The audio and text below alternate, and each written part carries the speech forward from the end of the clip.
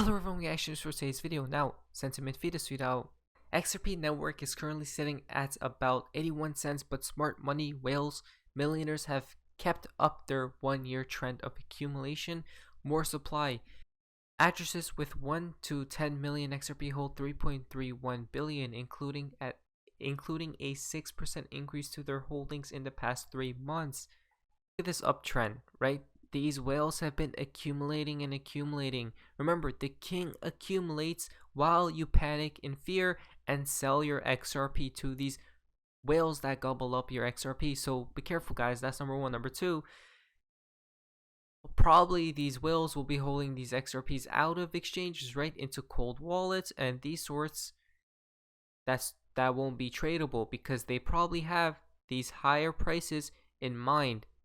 So there's these things to take into account, and they obviously know what's probably upcoming as well, guys. Why? Because why are they buying as much as XRP as they are buying, as we see today, guys?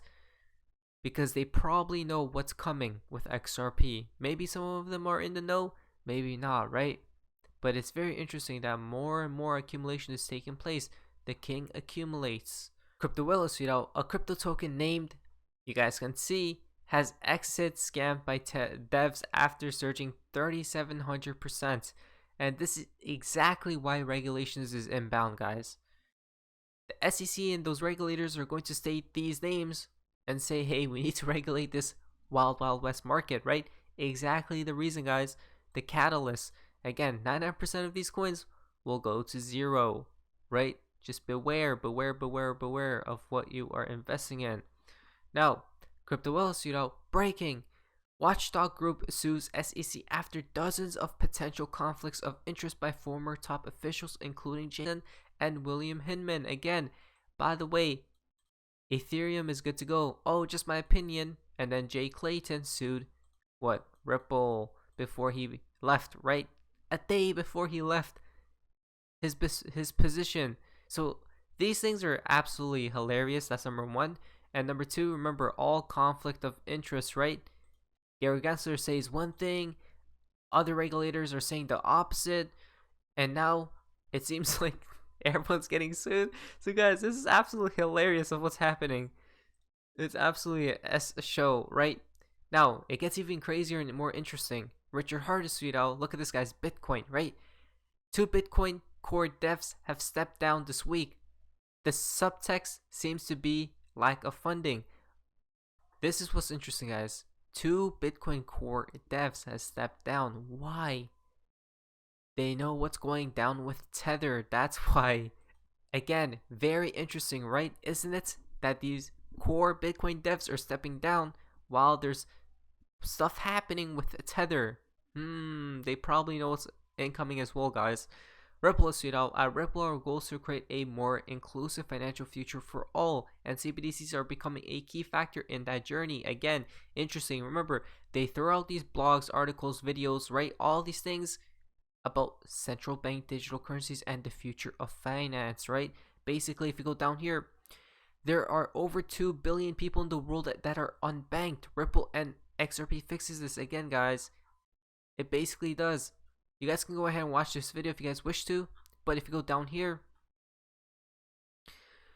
CBDCs and blockchain technology improving the efficiency and movements of money. So, the potential for greater financial inclusion is one of the strongest motivators to implement central bank digital currencies, persuading governments and central banks alike to explore the digital assets. Roughly 1.7 billion people globally are unbanked, meaning that they have little or no access to financial services.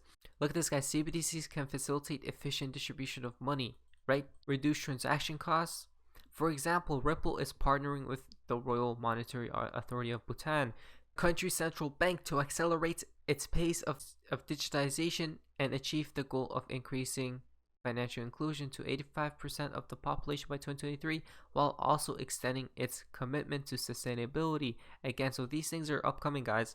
Look at that. These things are upcoming, right? They're preparing us. Now, this is how it gets interesting. Remember, the best movie of all time, right? A 10 out of 10. Bank XRP has tweeted out the SEC is now arguing it has not officially declared Bitcoin and Ethereum compliant cryptos. According to testimony in the SEC vs. Ripple, that appears to be a 180 from not just Bill Hinman's speech, but the regulatory approach of former Chair Jay Clayton. Again, so guys, listen to what they state right here, because this is absolutely getting pretty crazy. Remember, the legal drama between crypto giant Ripple, which of course is behind XRP, and the Securities and Exchange Commission is nowhere close to an end. And now it looks like Bitcoin and Ethereum may be caught in the fray. What is this about, Charlie? One of the more bizarre stories is that I've been covering for a while, particularly in crypto.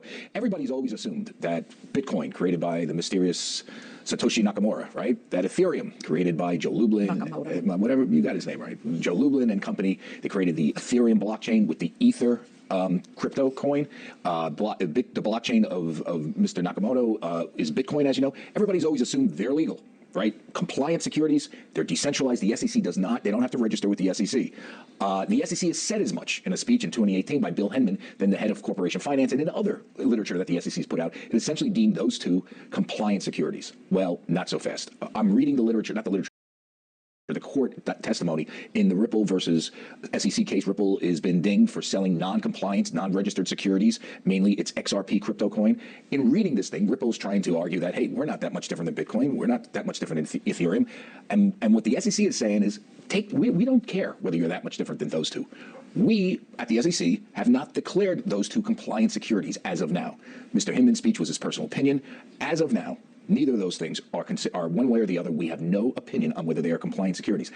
That is a huge story, Liz, in the crypto world, because it essentially opens the door to an enforcement action. If you take the SEC at its word, and that's one of the lawyers who's arguing the Ripple case, if you take him at his word, the SEC theoretically could file charges against Ethereum for issuing non-compliant securities that they issued in the past, even though if it's decentralized now, it wasn't always decentralized. Same thing with Bitcoin. When Satoshi Nakamoto created Bitcoin, right, at some point, it wasn't decentralized. It was just him, right? And guess what? He was, and as you know, I think the story with him, he hasn't sold any of his Bitcoin, but maybe some of the initial people that worked on it did. Then does that become a non-compliant, worked on the Bitcoin blockchain? This is where this is getting so bizarre. And it does, listen, I don't know if they're going to go back and look for Mr. Nakamoto, whatever his name is, all right? Whether he or she exists, because we don't know who it is right now, right? It might be a bunch of people, It might be a bunch of people. So I don't think they go that far back. But clearly, Ethereum could be in the crosshairs, Liz. Gary Gensler, when he was an MIT professor, believed that, he said it point blank. He didn't think Ethereum, he believed Ethereum, there was a case to be made that Ethereum was not compliant. He has said that on the record. He does not comment on that now. We've asked him to comment on that, and this whole subject, the SEC declined comment on the story, Liz. But clearly, this is a story that's that's definitely being talked about inside the crypto industry as this court testimony gets passed around. By the way, this court testimony occurred a couple months ago, but it is now, you see it on social media, and that's kind of how I got my hands on it. And the SEC lawyer says it point blank. SEC has made no official ruling on the compliance of Ethereum's Ether or the Bitcoin cryptocurrency. Liz, back to you. All I will say is we had the BitFury CEO the other day. He also testified before that House panel, and he said, I asked him, is XRP a security or is it a currency? And he said, looks like a currency to me. It's one of the reasons why this came up, whether Ethereum and Bitcoin is actually that there's an SEC ruling on it, is because XRP's lawyers, or excuse me, Ripple's lawyers, are saying the case against us does not hold water. We sold XRP, yes, but we want to know. But it's not that much different than what happened in Ethereum. So we want to see in our discovery, we want to see the SEC's rulings, what you've said on Ethereum, how you declared it back in 2018 a compliant security, and Bitcoin. SEC comes back and says, well, we haven't really declared it. That was Mr. Hinman, Bill Hinman's personal opinion. Very bizarre stuff. Charlie, thank you. Charles Barino. So there we go, guys. Bye-bye Bitcoin and bye-bye Ethereum. Wow, right before our faces, isn't it? Again, in the crosshairs, guys. This is absolutely insane. Remember, the things are moving, right? This is the narrative that they're going to play out. They first went after Ripple, then they're going to have Ripple first in the gate, XRP first in the gate, and first out of the gate, while Ethereum, Bitcoin gets hit by the SEC. It's very simple and it's very easy. Bank XRP has tweeted out, Check is proud to announce Ripple as a new customer of its leading edge Know Your Business and Know Your Customer platform for its global compliance. Now guys, look, Ripple's winning in all categories. Isn't this crazy? Ripple provides one frictionless experience to send money globally using the power of blockchain technology, and that's how XRP becomes number one, guys, because everyone will use XRP, right? By joining Ripple's growing global network, financial institutions can process their customers' payments anywhere in the world instantly, reliably, and cost effectively. Again, look at this. Remember, with banks, customers, nations, and countries, right, will use this technology, which is XRP, and that's how XRP will reach a 4 or 5 digit price, probably even more. Who really knows, right? Bitcoin was once at cents, now it's at 60,000. Who really knows what the price will be one day, but it will be very high. But anyways, that's all. If you guys enjoyed today's video, if you guys please leave a like, subscribe, to my channel. Say this. So if you guys are having an amazing day, and you guys see you.